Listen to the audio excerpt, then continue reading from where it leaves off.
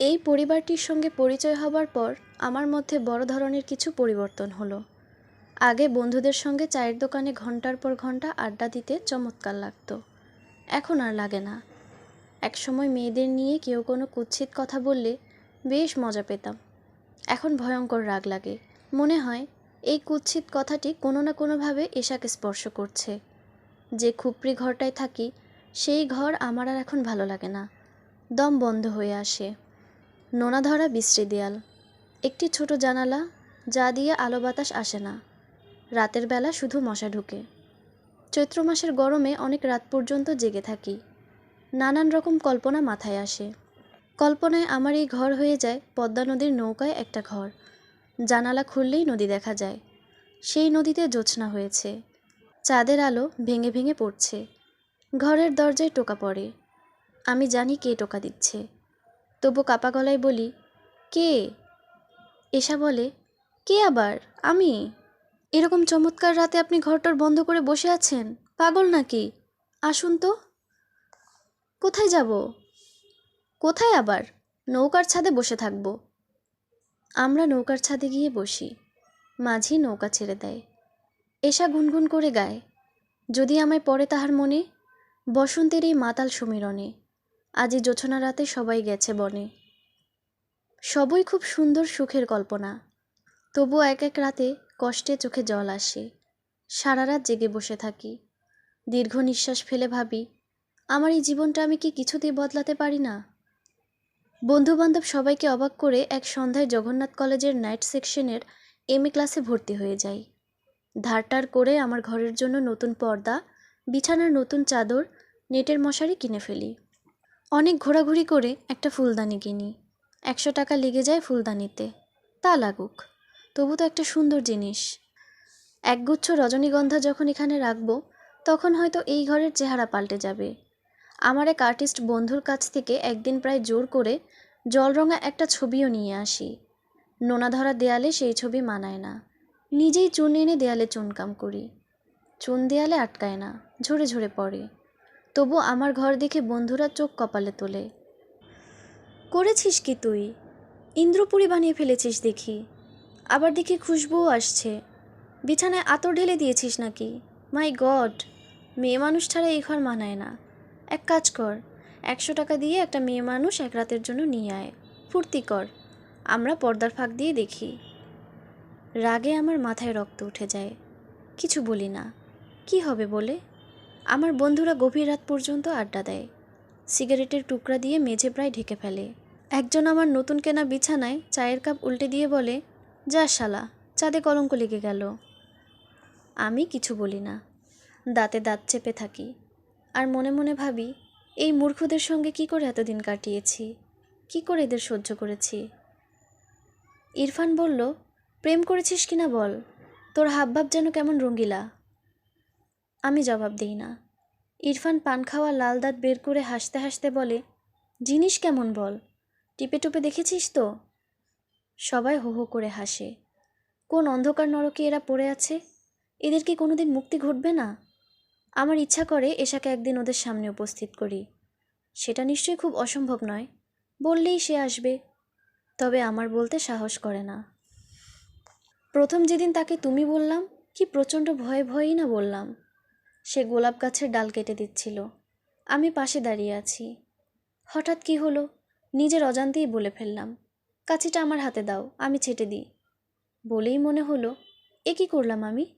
আমার মাথা ঝিমঝিম করতে লাগলো।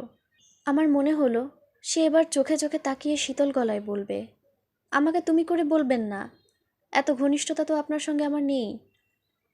এশা সেরকম কিছুই বলল না, কাচি আমার হাতে দিয়ে বলল, 3 ইঞ্চি করে কাটবেন, এর বেশি না। আর আপনি কি চা খাবেন? হ্যাঁ খাবো। চা নিয়ে আসছি। শুনুন, এরকম কচকচ করে কাটবেন না, ওরা ব্যথা পায়, গাছেরও জীবন আছে। জগদীশচন্দ্র বসুর কথা। এশা ঘরে ঢুকে গেল। চৈত্র মাসের বিকেলে আমি গোলাপ ছাড়তে লাগলাম। আমার 30 বছরের জীবনে সেটা ছিল শ্রেষ্ঠতম দিন। বিকালটাই যেন কেমন অন্যরকম হয়ে গেল। শেষ বিকেলের রোদকে মনে হলো লক্ষ লক্ষ গোলাপ, বাতাস কি মধুর। এশার বাবা যখন বাইরে এসে বললেন, তারপর রঞ্জু, দেশের খবর কি বলো, নতুন কি গুজব শুনলে? কী যে ভালো লাগলো সেই কথাগুলি। মনে হলো এরকম সুন্দর কথা এর আগে আমাকে কেউ বলেনি। গোলাপের ডাল ছাড়ছ মনে হয়? জি চাচা, এর একটা ফিলোসফিক অ্যাসপেক্ট আছে, সেটা লক্ষ্য করেছ? ফুল ফোটাবার জন্য গাছকে কষ্ট দিতে হচ্ছে। হা হা হা হা। তার সঙ্গে গলা মিলিয়ে আমিও হাসলাম। এশা চায়ের ট্রে নিয়ে ঢুকতে ঢুকতে বলল, এত হাসাহাসি হচ্ছে কেন? আমি যোগ দিতে পারি? ওদের বাড়ি থেকে ফিরলাম সন্ধ্যার পর। এশা গেট পর্যন্ত এলো, হাসি মুখে বলল, আবার আসবেন। এই কথাটি কি পৃথিবীর মধুরতম কথার একটি নয়? আমি আবার আসতে পারি এ বাড়িতে, যতবার ইচ্ছা আসতে পারি। আমাকে কোনো অজুহাত তৈরি করতে হবে না। তবুও ছোটোখাটো কিছু অজুহাত আমি তৈরি করেই রাখি। যেমন একবার আমার একটা হ্যান্ডব্যাগ ফেলে এলাম, যাতে পরদিন গিয়ে বলতে পারি জরুরি কিছু কাগজপত্র ছিল, যাক পাওয়া গেল। সবচেয়ে বেশি যা করি তা হচ্ছে গল্পের বই নিয়ে আসি, তারপর সেই বই ফেরত দিতে যাই।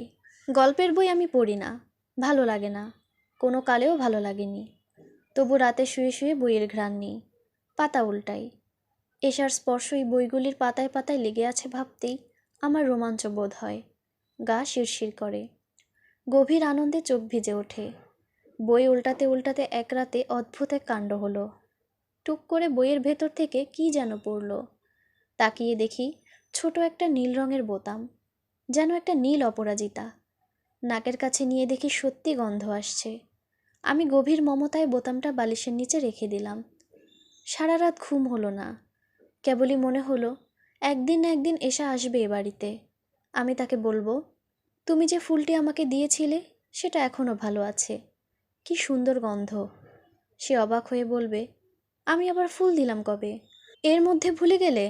একটা নীল ফুল দিয়েছিলে না? বলেন কি, নীল ফুল আমি কোথায় পাবো? আমি বালিশ সরিয়ে বোতামটা বের করে আনবো। এশা বিস্মিত হয়ে বলবে, এটা বুঝি আপনার নীল ফুল? আমি বলবো, বিশ্বাস না হলে গন্ধ শুকে দেখো। এশার বাবা নিজেই 2 কাপ চা নিয়ে ঢুকলেন। আমার বড় লজ্জা লাগলো। আমি বললাম, ছি ছি, আপনি কেন? তিনি হেসে বললেন, তাতে কি হয়েছে, খাও, চা খাও। চিনি হয়েছে কিনা বলো। হয়েছে। গুড। চিনি আমি নিজেই দিয়ে এনেছি, কাউকে পাওয়া যাচ্ছে না, সবাই ব্যস্ত। কোনো উৎসব নাকি? না, উৎসব কিছু না, মেয়েলি ব্যাপার। এশার বিয়ে ঠিক হলো, ওরা দিন পাকা করতে আসবে, রাত 8টায় আসবে। এখনও 3 ঘন্টা দেরি, অথচ ভাব দেখে মনে হচ্ছে। আমি নিঃশব্দে চায়ে চুমুক দিতে লাগলাম। এশার বাবা বললেন, ব্যারিস্টার ইমতিয়াজ সাহেবের ছেলে, তুমি চিনবে নিশ্চয়ই, ইমতিয়াজ চৌধুরী। জিয়ার আমলে হেলথ মিনিস্টার ছিলেন। ছেলেটা খুব ভালো পেয়েছি, জার্মানি থেকে পিএইচডি করেছে কেমিক্যাল ইঞ্জিনিয়ারিংয়ে। এখন দেশে কিসব ইন্ডাস্ট্রি দেবে, রং তৈরি করবে, আমি ঠিক বুঝিও না।